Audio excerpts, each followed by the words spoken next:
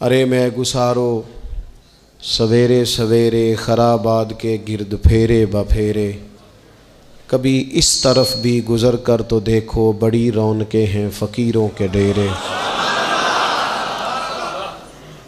बड़ी तमन्ना थी कि बड़ी जगह हासिल करेंगे और बड़ा एहतमाम कर सकेंगे, लेकिन इंसान अपने रब के फ़ज़ल को ना शुमार कर सकता है, न गिन सकता है, न तोल सकता है। ज़ालिक फ़ज़लुल्लाहि युतीहि मन यशा। मेरे अज़ीज़ों, मैं और आप मुसलमान हैं, अल्लाह के घर में बैठे हैं, वुज़ू के साथ आए हैं। ज़िंदगी हमसे पहले भी बड़े लोगों की गुज़र गई और फिर वक्त सिमट गया और वो कब्रों में चले गए। हम भी कितार में मौजूद हैं, कई लोगों का नंबर लग गया है, किसी वक्त भी किसी की भी बारी आ जाएगी। चंद एक ज़रूरी चीज़ें हैं, उनको अपने जहन में अच्छी तरह संभालें। सबसे पहले ये समझ लें कि अमल ज़िंदगी का हुस्न है। नेकी, परहेज़गारी, नमाज, रोज़ा, हज, ज़कात, खैरात, इखलाक, लेकिन जो निजात का दारो मदार है वो अमल पर नहीं, वो अकीदे पर है। अगर अकीदों में ख़राबी आ जाए, अल्लाह ताला की ज़ात के बारे में, रसूल पाक अलैहिस्सलाम के कमालात के बारे में, हुज़ूर अलैहिस्सलाम की तय्यब व ताहिर आले पाक के बारे में, या हुज़ूर के जमी सहाबा के बारे में, किसी के अकीदे में कमी आ गई, मेरे नबी पाक अलैहिस्सलाम की ज़ात के बारे में हमेशा अपना अकीदा आला रखना, सुथरा रखना और अपने जहन में ये बात बिठा के रखना कि बाद अज़ खुदा बुज़ुर्ग तुई किस्सा मुख्तसर। कभी किसी शख्स की कमज़ोर बात के पीछे न चलना। अल्लाह ने हमें रहमत लिल आलमीन नबी का ग़ुलाम बनाया है। अल्लाह ने महबूब पाक अलैहिस्सलाम को अज़मतों, शानों, बुलंदियों के साथ भेजा है। कभी किसी ऐसे बहस का हिस्सा न बनना जो हुज़ूर के कमाल को तोलें, या नबी पाक के इल्म को तोलें, या हुज़ूर के फ़ज़ाइल को तोलें, या नबी पाक अलैहिस्सलाम की अज़मतों को तोलें। कभी इस बात के कायल ना होना। ये नज़रिया लेके हमने कब्र में जाना है कि बलगल उला बे कमाल ही का शफ़त दुजा बे जमाल हसनत जमीओ खिसाल सल्लु अलैहि वा। हुज़ूर की अज़मतों के कायल रहना और हमेशा कायल रहना और जम के कायल रहना। कभी किसी कमज़ोर बात का सहारा, लोग बड़ी कहानियाँ सुनाते हैं, बड़ी बातें बताते हैं, कभी इस चक्कर में ना पड़ना। नबी पाक की जितनी निस्बतें हैं ना, उन सब का एहतराम करना। हमारे बुज़ुर्ग ना, जिस गधे मुबारक पर महबूब सवार होते ना, उसे गधा नहीं कहते। हमारे बुज़ुर्ग उसे कहते हैं दराज गोश शरीफ। दराज गोश फ़ारसी में लंबे कानों वाले को कहते हैं। चूँकि इस गधे पर हुज़ूर सवार हुए हैं, अब इसको दराज गोश शरीफ कहना है। कहते हैं कभी को मिट्टी थोड़ी महबूब करीम अलैहिस्सलाम के कदमैन शरीफैन के करीब आए तो ये नहीं कहना कदमों को मिट्टी लग गई, कहना कुछ मिट्टी हुज़ूर के कदम चूमने लगी। मिट्टी हुज़ूर के कदम चूमने लगी। कभी बात करना होती तो कहते कि बीमारी आई थी महबूब पाक से फैज़ लेने के लिए। तो बहुत एहतराम के जज्बात। आला हज़रत बरेलवी रहमतुल्लाह अलैह के सामने किसी ने ये शेर पढ़ा था कि शान यूसुफ जो दबी वो भी इसी दर पे दबी। तो फरमाया ये तो क्या कह रहा है, हुज़ूर तो किसी को दबाने आई नहीं। तो क्या शान यूसुफ जो बड़ी वो भी इसी दर से बड़ी। फिर किसी ने कहा था वो दो दरख्त थे नबी पाक के गुंबद के सामने खजूरों के पुराने ज़माने में, तो किसी ने कहा था यूं हैं दरख्त हज़रत वाला के सामने, मजनू खड़ा हो खैमा लैला के सामने। तो आला हज़रत फरमाने लगे तुमने हुज़ूर के खैमे को तशबीह ठीक नहीं दी, तुम्हें कहना चाहिए था यूं हैं दरख्त हज़रत वाला के सामने जैसे कुदसी खड़े हैं अर्शे मुअल्ला के सामने।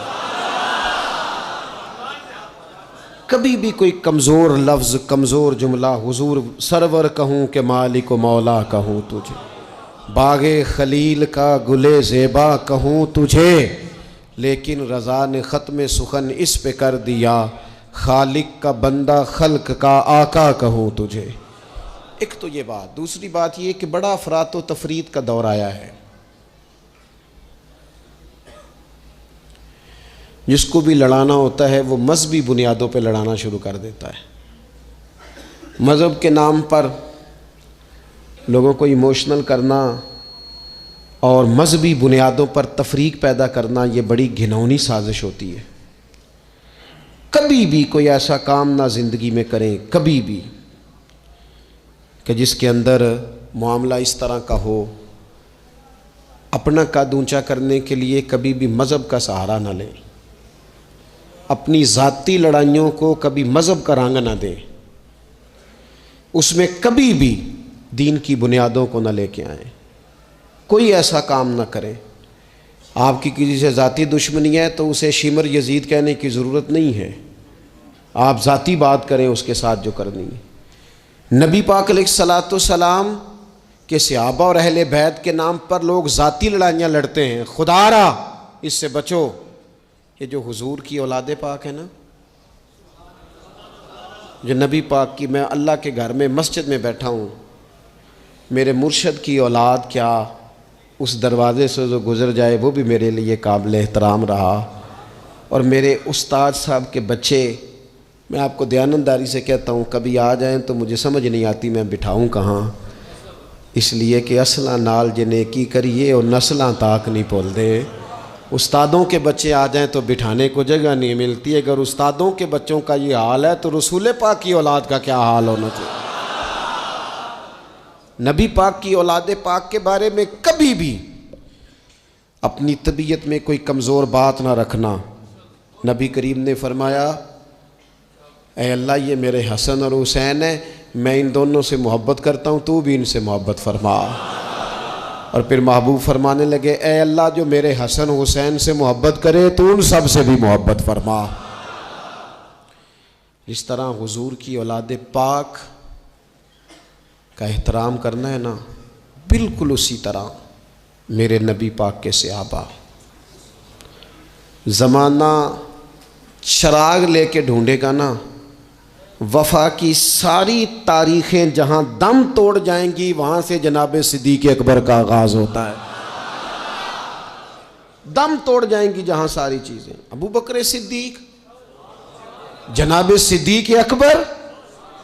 ओ दोस्तों, इतने बड़े लफ्ज़ नहीं मिलेंगे कभी भी कि हुजूर फरमाते हैं मेरे पास जिसके पैसे आए मैंने अमानत समझ के खर्च किए, अबू बकर के आए तो मैंने अपने समझ कर खर्च किए। हज़रत अबू बकर सिद्दीक़ की और फिर सैयदना फ़ारूक आज़म। आपने भी हदीस सुनी होगी, मैंने हुजूर ने फरमाया कि शैतान उम्र को देख के रास्ता बदल जाता है। पहले ये हदीस पढ़ा सुना करते थे, अब इस तरह का तजर्बा हुआ है कि बात ही खुल गई है। वो सिर्फ हज़रत उमर को देख के रास्ता नहीं बदलता, हज़रत उमर का नाम भी ले तो रास्ता बदल जाता है। तो यकीन करें, हमने लोगों को रास्ते बदलते देखा है। नाम ले ले हज़रत उमर का, शैतान रास्ता बदल गया। और सैयदना उस्मान गनी, पैक करे सिद्क़ को सफ़ा, मंबाए शर्म हया, नूर की सरकार से पाया दुशाला नूर का, ओ मुबारक तुमको ज़ुन्नूरैन जोड़ा नूर का। हज़रत उस्मान गनी। और फिर मौला अली, शेर खुदा, हाल अता, मुश्किल कुशा, हज़रत मौला अली शेर खुदा। हुजूर ने बात ही ख़त्म कर दी। अलैहिस्सलाम ने फरमाया, अली दुनिया में भी मेरा भाई है, आखिरत में भी मेरा भाई है। हुजूर के जमी सहाबा, जमी सुन ले, जमी सहाबा बशमूल कातिब वही सैयदना अमीर मुआविया रदी अल्लाह तआला अन्हु, जमी सहाबा, हर एक का अदब, एहतराम और रूह और दिल से अपनी तबीयत में पैदा रखना। कभी किसी चक्कर लोग आपको फ़लसफ़ा सुनाएंगे, फ़लसफ़ा तो लोग अब्बा के ख़िलाफ़ भी सुनाते हैं। फ़लसफ़े की रंग में तो लोग ये भी कहते हैं कि तेरा भाई तेरा असल में दुश्मन है। फ़लसफ़े में तो लोग बड़ी चीज़ें ले आते हैं, तो कि लोगों की कहानियाँ सुन के कभी चक्कर में ना पड़ना। अकीदे को मजबूत रखना। और दूसरी मैं आप हज़रात से गुजारिश करूँगा, अपनी ज़िंदगी से काम लें, अपनी ज़िंदगी को बामकसद बनाएं। उससे पहले कि वजूद थकने लगे, बीमार होने लगे, कमज़ोर होने लगे, ऐसा वक्त आ जाए कि लोग नमाज़ें भी कुर्सियों पे पढ़ने लगे, अपने आप से काम लें, सख्त मेहनत का आदी बनाएं अपने आप को, जद्दोजहद करें। ये ढेर सारी तादाद में उन लोगों की देखता हूँ जो काम नहीं करते, मेहनत नहीं करते। नबी पाक सल्लल्लाहु ताला अलैहि वसल्लम के सामने से एक नौजवान गुज़रा, तो कुछ लोगों ने कहा, या रसूल अल्लाह सल्लल्लाहु ताला अलैहि वसल्लम, ये माल कमाने के लिए जा रहा है, काश ये अल्लाह के रास्ते में जिहाद के लिए सफ़र करता। तो हुजूर फरमाने लगे, अगर ये अपने बच्चों की रोज़ी के लिए बंदोबस्त करने जा रहा है फिर भी अल्लाह के रास्ते में ही है। माँ बाप, बहन भाई, बीवी बच्चों के हुकूक अदा करने के लिए कोशिश कर रहा है तो भी अल्लाह के रास्ते में ही है। और अगर इसलिए कोशिश कर रहा है कि मैं किसी के सामने हाथ फैलाने से बचूं तो फरमाया फिर भी अल्लाह के रास्ते में ही है। मेहनत करें, जद्दोजहद करें, सहारे ना तलाश करें, और अपनी ज़िंदगी इस तरह की मेहनत वाली बनाएं कि आप थक जाएं शाम को। एक लंबी तादाद है लोगों की जो काम नहीं करती, कोशिश नहीं करती, तगोदो नहीं करती। कोई भी आप किसी शोबे से भी वाबस्ता हैं, बजाय इसके कि दूसरे शोबे को ठीक करने की कोशिश की जाए, हम जिस शोबे में हैं हम उस शोबे में मेहनत करें, कोशिश करें। मैं इस नतीजे पे पहुंचा हूं कि जो टाइम इंसान बचाता है ना आराम के लिए, उस टाइम में बेपनाह सुस्ती उसे घेर लेती है। हम छोटे होते थे, बचपन में स्कूल से एक छुट्टी करते थे, फिर दूसरी करने को भी दिल करता था, दूसरी करते थे फिर तीसरी करने को भी दिल करता था। गाड़ी उसी का नाम है जो चलती रहे, ड्यूटी उसी का नाम है जो हमेशा की जाए।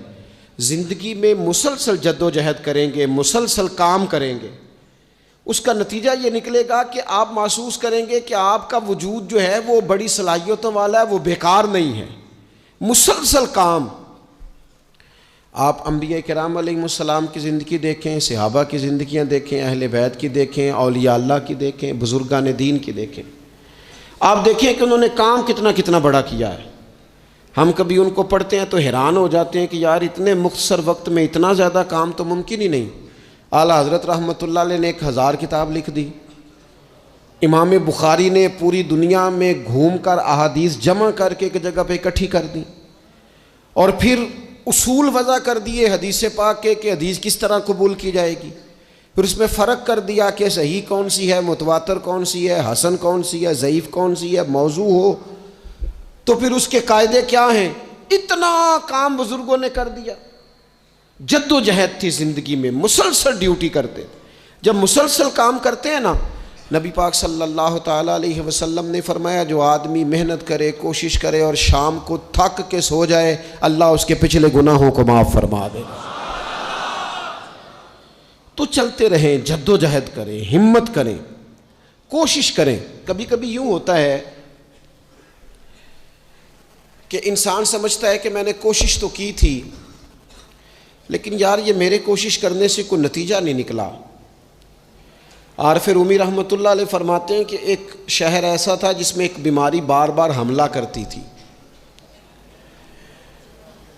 तो 3-4 पहाड़ियाँ एक दूसरे के ऊपर थीं, इकट्ठे पहाड़ बने हुए थे, उसके ऊपर वो जड़ी बूटी थी जिससे उस बीमारी का इलाज होता था। तो कई हकीमों ने बताया कि अगर वो जड़ी बूटी हासिल कर ली जाए तो तुम्हारे शहर के लोग सेहतयाब हो सकते हैं। पर वो 4 पहाड़ियाँ ऊपर नीचे, और फिर ढलान बड़ी सीधी थी, जो पैर रखता फिसल जाता, कोई जुर्रत ही न करता ऊपर जाने की। लेकिन लोग बीमार थे, तकलीफ़ में थे। बिलाखर एक शख्स ने इरादा किया कि कब तक लोगों को बीमारी से सिसकते, तड़पते, मरते देखता रहूँगा। उसने कुल्हाड़ा उठाया, हथौड़ा उठाया, पहाड़ काटना शुरू किया कि मैं सीढ़ियाँ बनाऊँगा ऊपर जाने के लिए। फरमाते हैं कि वो पहाड़ काट रहा था तो जो करीब आते थे ना, वो उसे कहते थे, पागल हो गया तू अकेला बंदा कैसे पहाड़ काटेगा। बेवकूफ़ है, छोड़ दे। उसने कहा यार तुम साथ नहीं चल सकते तो हौसला शिकनी तो ना करो, मुझे कुछ करने तो दो। सालों लग गए, एक पहाड़ काट के सीढ़ियाँ बनाई उसने, फिर दूसरा पहाड़ शुरू किया, फिर सालों लग गए और 2 पहाड़ काटे थे, बुढ़ापा आ गया, बीमार हो गया, मौत का वक्त आ गया। अब चूँकि सीढ़ियाँ बन गई थी तो 2 पहाड़ कट गए थे, वहाँ तक लोग आने जाने लगे थे।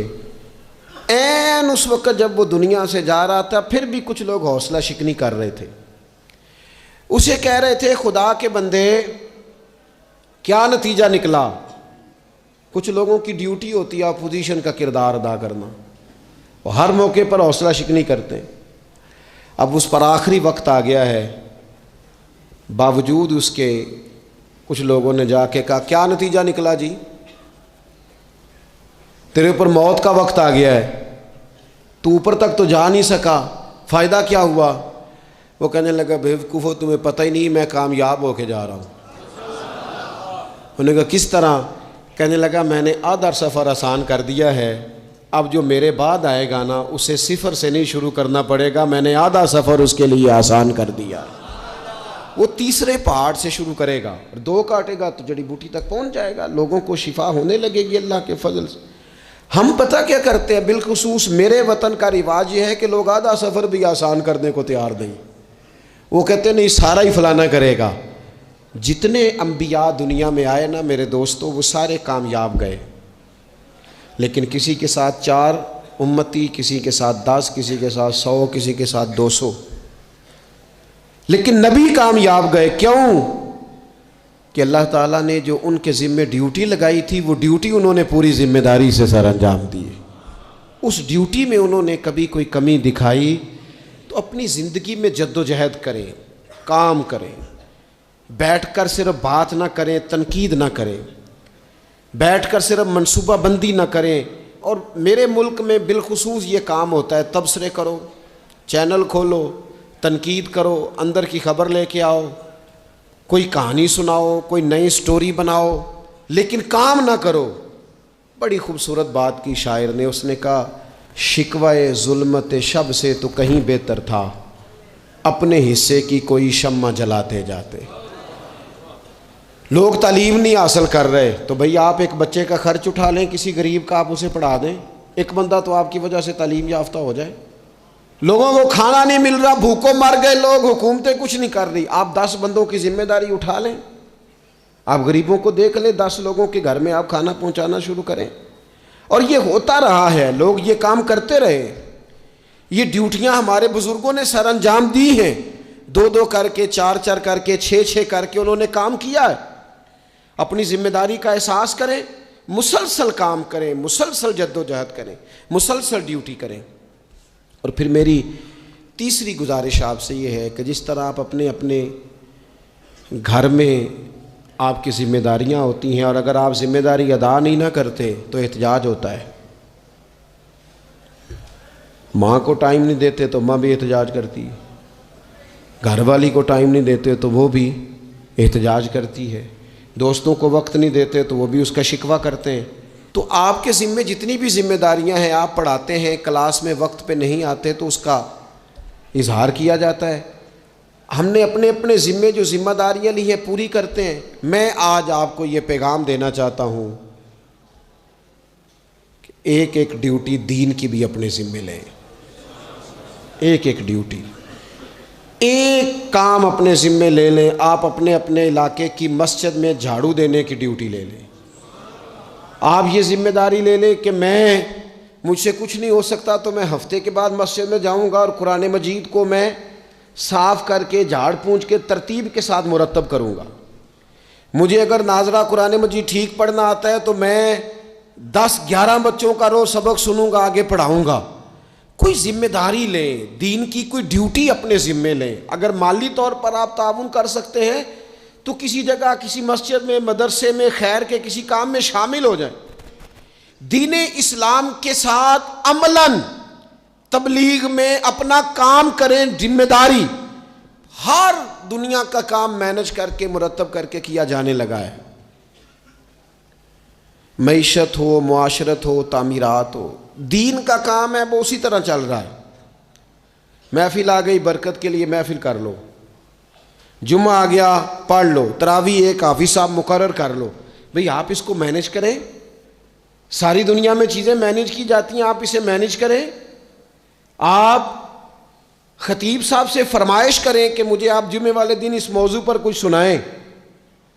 आप मस्जिद के इमाम से इस बात की फरमाइश करें कि आप तरावी में जो कुरान मजीद सुनाएंगे मेहरबानी करें हमें उसका खुलासा भी बयान करके सुनाएं। आप थोड़ी कोशिश करेंगे तो आप देखेंगे कि बयान करने वालों का भी ज़ौक़ बढ़ेगा।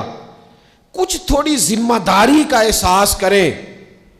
सहाबा किराम ने ना बड़ी मनसूबाबंदी के साथ दीन फैलाया, बड़ी जद्दोजहद की। उन्होंने देखा किस इलाके में हमने जिहाद के लिए जाना है, किस में तबलीग के लिए जाना है, किस इलाके में किस तरह करके हमने ड्यूटी सर अंजाम। मिस्र में एक शहर है, उसका नाम है फुस्तात। वो कहते हैं घोंसले को, परिंदों के घोंसले को। हज़रत साद बिन अबी वक़ास रदी अल्लाह ताला अन्हु अपनी फ़ौजें लेके वहाँ गए थे। आपने वहाँ खैमा लगाया, कुछ दिन वहाँ क़याम करना था, आपका वहाँ खैमा था। वहाँ आके कबूतर बैठने लगे, एक कबूतरी ने अंडे भी दे दिए, वहाँ घोंसला बन गया। अब आप जब वहाँ से हिजरत करने लगे ना, आगे बढ़ने लगे, तो दिल में ख्याल आया कि खैमे उखाड़ते हैं, चलते हैं। जब वो खैमे उखाड़ने लगे तो देखा ऊपर तो घोंसला बना है, उसमें तो कबूतर रहते हैं, उनके बच्चे भी हैं। हज़रत साद बिन अबी वक़ास ने 2 फ़ौजियों के ज़िम्मे लगाया, फरमाया यहाँ तुम पहरेदार बन के खड़े हो जाओ, ये खैमा उखाड़ा नहीं जाएगा, इसको यहीं लगा रहने देंगे ताकि ये कबूतर जो हैं इन्हें तकलीफ़ ना हो।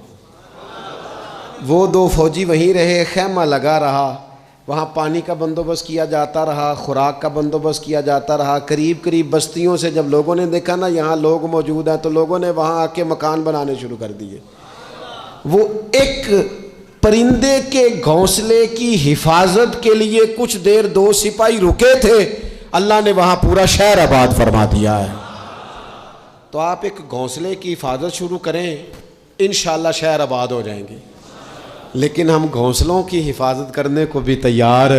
अब चौथी बात आपकी खिदमत में अर्ज़ करनी है, एक ज़रूरी काम बड़ी बड़ी तवज्जो के साथ आपने समझना है। थोड़ा सा इसके पस मंज़र को समझ लें।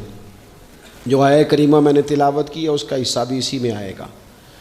दुनिया का निज़ाम ना 2 तरीक़ों से चलता है, एक है निज़ाम असबाब और एक है निज़ाम गैब।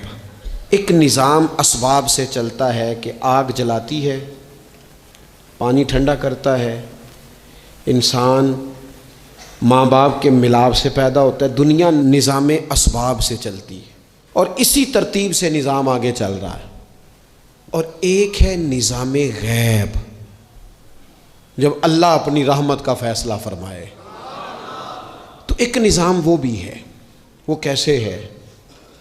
आग जलाती है, लेकिन जब रब चाहे ना तो हज़रत इब्राहीम के लिए ठंडी हो जाती है। ये क्या है? ये निज़ाम गैब है। निज़ाम असबाब ये है कि माँ बाप के मिलाप से औलाद पैदा होती है, और अगर रब चाहे ना तो हज़रत ईसा अलैहिस्सलाम को बग़ैर बाप के भी पैदा फरमा देता है। हम जो मुसलमान हैं ना, हमारी सारी की सारी तवज्जो निज़ाम असबाब पे हो गई है। असबाब पूरे जमा करो, लेकिन अपने रब की बारगाह की तरफ रुजू भी करो।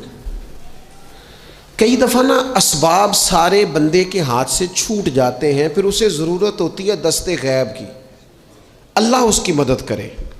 जो आया करीमा मैंने कुरान मजीद की पढ़ी है, उसमें अल्लाह करीम ने फरमाया, या अय्युहल्लज़ीना आमनू तूबू इलल्लाहि तौबतन नसूहा। ऐ ईमान वालो, अपने रब की तरफ रुजू करो, अपने रब की बारगाह में तौबा करो, पर तौबा सच्ची करना। रुजू इलल्लाह करो, अल्लाह की तरफ रुजू करो। बाज़ौक़ात सारे निज़ाम ख़त्म हो जाते हैं, निज़ाम असबाब। उस वक्त ज़रूरत होती है रुजू इलल्लाह की, कि निज़ाम गैब आए। हज़रत सारा रदी अल्लाह ताला अन्हा, जो जनाब इब्राहीम अलैहिस्सलाम की अहलिया हैं, आप एक रास्ते से गुज़र रही थी। हज़रत इब्राहीम अलैहिस्सलाम आपके साथ थे। तो जिस रास्ते आप तशरीफ़ ले जा रहे थे उस रास्ते में बादशाह बड़ा जालिम था। वो माज़ अल्लाह ताला सुम्मा माज़ अल्लाह औरतों को गिरफ़्तार कर लेता और अपनी बदबातनी का सबूत देता। वहाँ से जनाब सारा गुज़री। मुस्नद इमाम अहमद बिन हम्बल से ये हवाला अर्ज़ कर रहा हूँ। हज़रत सारा को उसने गिरफ़्तार कर लिया। जब वो जनाब सारा की तरफ बढ़ने लगा तो अब वो जितने असबाब थे ना उस वक्त के, वो सारे इख्तियार किए गए, लेकिन उस बादशाह से जान नहीं छूटी। जब वो बढ़ने लगा तो जनाब सारा ने फिर रब करीम की तरफ रुजू किया, मुसल्ले पे बैठ गई, कहने लगी मालिक अब तू ही करम फरमाने वाला है। आपने इस दर्द से दुआ फरमाई कि वो बादशाह ज़मीन पर बेहोश होकर गिरा और तड़पने लगा, करीब था कि वो मर जाए। तो हज़रत सारा फिर मुसल्ले पे बैठी और अपने मालिक की बारगाह में अर्ज़ करने लगी, मालिक अगर ये मर गया तो मुझ पे इल्ज़ाम आएगा कि मैंने मारा है, इसे मारना बेहोश ही फरमा। वो बेहोश हो गया। थोड़ी देर के बाद होश आया तो फिर आपकी तरफ बढ़ने लगा तो आपने फिर अल्लाह की जानिब रुजू किया। जब दोबारा रब करीम की जानिब रुजू किया तो फिर वो बेहोश हुआ। कई दफ़ा वो कोशिश करता, लेकिन आप जब अपने मालिक की बारगाह में हाथ उठाती तो बेहोश होकर गिर पड़ता। बिलाखिर आपसे माफ़ी भी मांगी, आपको आज़ाद भी किया। एक वक्त ऐसा आता है जब सारे असबाब जवाब दे जाते। हम मुसलमान मुल्क में रहते हैं, कुछ बातें बड़ी खूब हैं। मैंने देखा है कि डॉक्टर जब समझ आता है ना कि रिपोर्ट्स, अद्वियात, टेस्ट अब इस नतीजे पे पहुंच गए हैं कि शायद ये मरीज़ बचेगा ना, तो चूँकि मुसलमान मुल्क है तो मेरे वतन के डॉक्टर एक खूबसूरत जुमला बोलते हैं, मुझे बड़ा पसंद है। वो ये नहीं कहते अब कुछ नहीं हो सकता, वो कहते हैं आप दुआ करें। क्या मतलब कि अब रुजू इल्लल्लाह का वक्त आ गया है। हमारे पास जो शऊर था, इल्म था, वो हमने खर्च कर दिया। अब टाइम है कि रुजू इल्लल्लाह करें, आप अल्लाह की बारगाह। ये बड़ा खूबसूरत जुमला है। अच्छी बातों का भी तो जिक्र करना चाहिए ना। ये खूबसूरत जुमला है कि आप दुआ करें। एक वक्त आता है जब दुआ की ज़रूरत होती है, दस्ते गैब की ज़रूरत होती है। नबी पाक अलैहिस्सलाम 313 को लेके जब मैदान में आए थे तो ज़ाहिरी असबाब तो ये थे कि 1000 से मुकाबला कैसे होगा। तो फिर मेरे करीम ने पता क्या किया, हुजूर ने फिर रब करीम की तरफ रुजू फरमाया और फिर अल्लाह की मदद फरिश्तों की सूरत में आई। एक खातून थी हज़रत ज़ुनैरा रदी अल्लाह ताला अन्हा, ये सहाबियाँ हैं, ये मुसलमान हो गई। कुफार ने इन्हें मारा, तकलीफ़ दी, बड़ी अज़ियत से गुजरी, यहाँ तक कि इनकी बेनाई चली गई। जब नज़र आना बंद हो गया ना तो दौर था मक्के का, कुफार की औरतों ने माज़अल्लाह ताना दिया कि देखा ना लात व मनात, ये उनके बुतों के नाम है। माज़अल्लाह लात व मनात तेरी नज़र ले गए, अब तू क्या करेगी। तो उन्होंने जब ये ताना दिया तो जनाब ज़ुनैरा रदी अल्लाह ताला अन्हा ना ईमान, अकीदा, यकीन, तवक्कुल, अल्लाह की बारगाह की तरफ रुजू, सारे हौसले जमा करके कहने लगी चुप करो, अगर मेरा रब चाहेगा तो उसी तरह मेरी आंखें वापस लौटा देगा, पूरे तवक्कुल से। और फिर आपने दुआ मांगी, ऐ अल्लाह मेहरबानी फरमा, ये मुझे ताना देते हैं कि अगर तूने दिले मुस्लिम की दिल जोई नहीं तो ताना देंगे बुत के मुस्लिम का खुदा कोई नहीं। मालिक मेहरबानी फरमा। वो रुजू इल्लल्लाह किया, रात को सोई थी तो आंखों में रोशनी नहीं थी, जब सुबह उठी तो दोनों आंखों को अल्लाह ने रोशन फरमा दिया था। मैं अर्ज कर रहा हूं कि वक्त है हमारे ऊपर कि अब हमें अपने रब की बारगाह की तरफ रुजू करना चाहिए।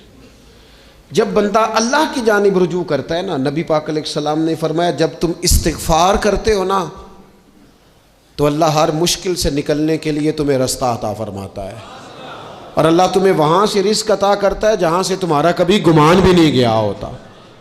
कभी ना तवज्जो करें, जब पूरी तरह टूट जाए ना फिर तवज्जो करें रब की जानिब। जब पूरी कोशिश करें काम ना हो तो फिर बैठ जाएं अपने मालिक की बारगाह में। मालिक असबाब जमा कर लिए, अब तो मदद फरमा। जब पूरी तरह हज़रत इब्राहीम अलैहिस्सलाम के पास मेहमान बड़े आया करते थे, मेहमान नवाज भी बड़े थे, बग़ैर मेहमान के खाना ही नहीं खाते थे, बड़े मेहमान नवाज थे। तो कहत पड़ गया मिस्र में, गल्ला ही नहीं मिलता। हज़रत इब्राहीम का एक दोस्त था, आप फ़लस्तीन में थे, वो मिस्र में था।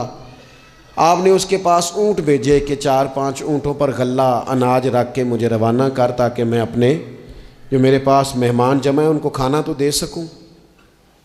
वो ऊँट रवाना हो गए। हज़रत हकीमुल उम्मत मुफ्ती अहमद यार खान साहब रहमतुल्लाह लिखा है, चले गए ऊँट।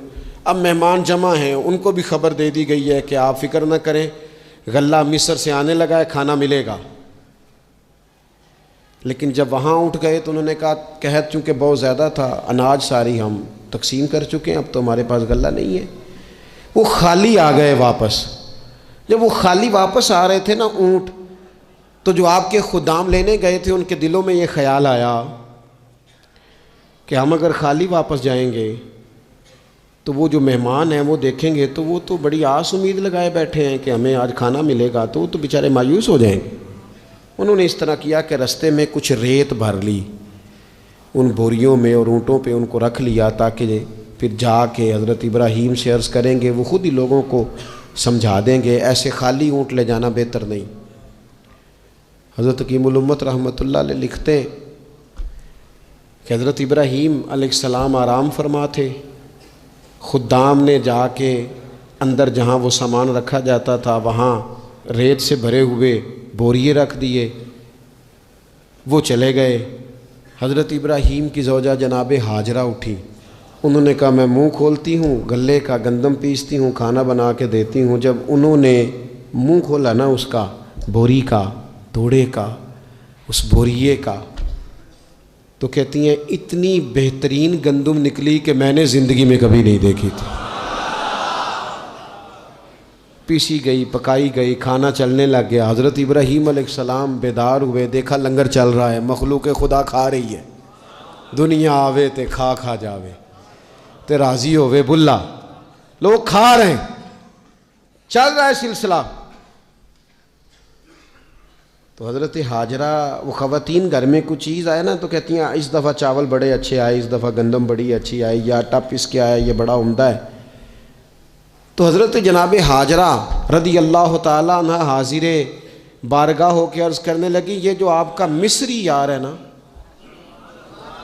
उसने जो गंदम भेजी है बड़ी कमाल है। तो हज़रत इब्राहीम तो जानते थे बात को, फरमाने लगे ये मेरे मिस्री यार ने नहीं भेजी, ये मेरे अरशी यार ने भेजी है, ये अरशी यार ने भेजी है। और वो जब भेजता है तो कमाल ही भेजता है, वो जब अता करता है तो बेहिसाब ही अता करता है। ओ मेरे दोस्तों, उम्मत को ज़रूरत है इस वक्त दस्ते गैब की। पाकिस्तान कभी ना बनता अगर अल्लाह ताला की गैबी ताकतें मदद ना फरमाती। पाकिस्तान कभी ना बचेगा अगर खुदा की मदद शामिल हाल ना होगी। हमें इज्तिमाई तौर पर रुजू इल्लाह करना है। हमारे जितनी इनफरादी मुश्किलात हैं, हम किसी तकलीफ़ में, दुख में मुब्तला हैं, अल्लाह की तरफ रुजू करें, अपने रब की बारगाह की तरफ रुजू करें। और जो हमारे इज्तिमाई मसाइल हैं उनमें भी अल्लाह की बारगाह की तरफ रुजू करें। जब हम ये रुजू करेंगे मालिक के हुजूर, तो फिर अल्लाह हमारे लिए रास्ते वाज़े फरमाएगा। ये रुजू किस तरह किया जाए? मैंने अपने साथियों के ज़िम्मे बिलखुसूस जो यहाँ खानका शरीफ से वाबस्ता हैं, वो अगर समझेंगे मैं हुक्म दे रहा हूँ तो इसको हुक्म समझ लें, और बाकी अगर अहबाब मेरी बहुत ज़्यादा दर्दमंदाना गुजारिश समझें तो ये मेरी गुजारिश समझ लें। 5 वक्ता नमाज के साथ कुछ थोड़ी सी इबादत रात की ज़रूर शुरू फरमाएं। 2 रकत हो जाए, लेकिन रात को तन्हाई में अपने रब की बारगाह में इबादत के लिए ज़रूर हाजिर। हज़रत अब्दुल्ला इब्न उमर रदी अल्लाह ताला अन्हु फरमाते हैं कि मगरिब की नमाज़ पढ़ के कुछ लोग घर चले गए, हम लोग बैठ गए कि थोड़ा सा तो टाइम है, इशा पढ़ के ही जाएंगे। फरमाते अल्लाह के महबूब अलैहिस्सलाम भी तशरीफ़ ले गए। थोड़ी देर के बाद महबूब इस तेज़ी से तशरीफ़ लाए कि मुक़द्दस सांस फूला हुआ महसूस हो रहा था। हमने अर्ज़ की या रसूलल्लाह हमारे माँ बाप कुर्बान, क्या हुआ? तो महबूब फरमाने लगे क्या कर रहे हो? अर्ज़ की या रसूल अल्लाह, नमाज सोचा है चलो थोड़ा सा तो टाइम है, बैठते हैं अल्लाह अल्लाह करते हैं, शाह पढ़ के जाएंगे। तो महबूब फरमाने लगे मेरे पास जिब्रील अमीन आए हैं, उन्होंने आके अर्ज़ की या रसूल अल्लाह, आपके ग़ुलाम मस्जिद में बैठे हैं इशा की नमाज के इंतज़ार में, और रब फरिश्तों के सामने उन पर फ़ख्र फरमा रहा है। ये जो इबादत है ना नफली, ये ताकतवर करती है बंदे को। हुजूर फरमाते हैं कि जब बंदा नफल पढ़ता है तो अल्लाह फरमाता है फिर तो मैं उसके हाथ बन जाता हूँ, पैर बन जाता हूँ, आंखें बन जाता हूँ। क्या माना कि उसमें खुदाई ताकतें आ जाती हैं। दोस्त मुरीद भी होते हैं, सिलसिलों में भी दाखिल होते हैं, इबादत का मिजाज नहीं बनाते। कुछ नवाफल का जहन ज़रूर बनाएं, रात को कुछ टाइम ज़रूर अल्लाह अल्लाह करें, अपनी ज़िंदगी का इसे मामूल बना लें। और 3 वजीफ़े आपकी खिदमत में अर्ज़ करने हैं। सख्त मुश्किल जब आती थी ना तो सहाबा पढ़ा करते थे हस्बुनल्लाहु व निअमल वकील, निअमल मौला, पढ़िएगा हस्बुनल्लाहु व निअमल मौला व निअमन नसीर। इसका माना बड़ा खूबसूरत है, बिल्कुल सादा सा मुख्तसर सा माना करें ना तो इसका माना ये है मेरे लिए अल्लाह ही काफ़ी है, अल्लाह मेरा मददगार है, अल्लाह बेहतरीन मददगार है, अल्लाह बेहतरीन किफ़ायत करने वाला है। इस वजीफ़े को नहीं छोड़ें और इसके माना समेत इसको याद रखें।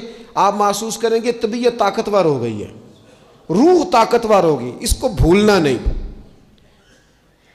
और दूसरा आपसे अर्ज़ करना है कि आला हज़रत, चूँकि हम सिलसिला तरीक़त में फ़ाज़िल बरेलवी से वाबस्ता हैं और बाकी जितने भी लोग हैं सारे माशाअल्लाह उन्हीं से वाबस्ता हैं। आला हज़रत ना ला हौला वला कुव्वता इल्ला बिल्लाहिल अलीय्यिल अज़ीम पढ़ने की बड़ी फ़जीलत बयान करते हैं। ये ऐसा वजीफ़ा है जो सबको आता है ना माशाअल्लाह। नबी पाक अलैहिस्सलाम ने फरमाया ये अल्लाह के अर्श के ख़जानों में से ख़जाना है। आला हज़रत फरमाते हैं 99 दफ़ा पढ़ो ला हौला वला कुव्वता इल्ला बिल्लाहिल अलीय्यिल अज़ीम। फरमाया अल्लाह ताला तुम्हें 99 बीमारियों से शिफा देगा और उसमें सबसे छोटी बीमारी टेंशन की बीमारी है, सबसे छोटी बीमारी गम की बीमारी है, छोटी, बाकी बड़ी बड़ी होंगी। इस वजीफ़े को नहीं आपने छोड़ना और ये पाबंदी करनी है, करेंगे इंशाअल्लाह ताला। और तीसरा वजीफ़ा है दरूद पाक। ये बंदा दरूद पाक पढ़ता है तो पता होता क्या है, एक बार पढ़ो तो 10 रहमतें, 2 बार पढ़ो तो, 3 बार पढ़ो तो, 4 दफ़ा पढ़ो तो फिर तो चारों जानब रहमत ही रहमत हो जाती है। दरूद पाक को कभी ना छोड़ो अपनी ज़िंदगी में। आज आप अपने आप से अहद करें, कोई रात ऐसी ना गुजरे कि दरूद पाक पढ़े बगैर हमें नींद आ जाए। ये जहन बना, ये 2 वजीफ़े और तीसरा दरूद पाक। चौथी बात आपकी खिदमत में ये अर्ज़ करनी है कि रमज़ान शरीफ आ गया है। रमज़ान शरीफ का कुरान पाक से इसलिए गहरा ताल्लुक़ है कि शहरु रमज़ान अल्लज़ी उन्ज़िल फ़ीहिल कुरान, रमज़ान का वो महीना है जिसमें अल्लाह ने कुरान नाजिल फरमाया है। इस माह मुक़द्दस में कुरान मजीद के साथ इस तरह की दिलचस्पी पैदा करें कि जिनका नाजरा ठीक नहीं है वो कुरान मजीद नाजरा ठीक करें, और जिनका नाजरा दुरुस्त है वो कंजुल ईमान ले लें, ख़ज़ाइनुल इरफ़ान तफसीर ले लें, और एक रुकू कम अज़ कम सुबह में, एक शाम में, और पूरा पारा पढ़ें, फिर तो लुत्फ़ नसीब हो जाएगा। थोड़ा सा ना दिलचस्पी पैदा करें कुरानी उलूम के साथ। बड़ी खुशकी है, बड़े शेर याद हैं, बड़ी कहानियाँ याद हैं, बड़ी बातें याद हैं, पर कुरान पाक के साथ हमारी वो दिलचस्पियाँ मौजूद। ख़ास ज़ौक़ पैदा करें कुरानी तालीमात के साथ।